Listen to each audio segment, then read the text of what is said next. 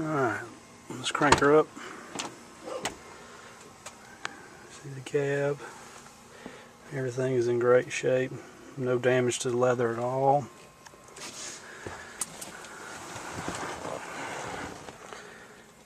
Again, no cracks on the dash. Everything is clean. No issues. Passenger seat in great shape. Arm rests go up and down.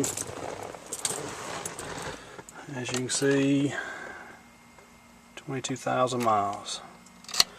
Alright, let's crank her up. Glow light, wait till it goes off. Crank her up.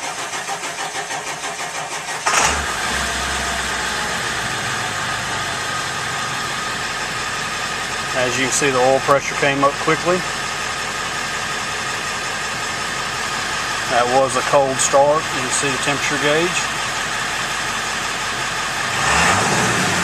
Runs very well. Close the door so we can hear a little better. Air conditioning works wonderfully. Ice cold. It does not have a CD player, but I took the radio out of my E350 van, changed it out, and I will provide you with a factory CD player, cassette player to go along with it. You just have to change it out. Works great.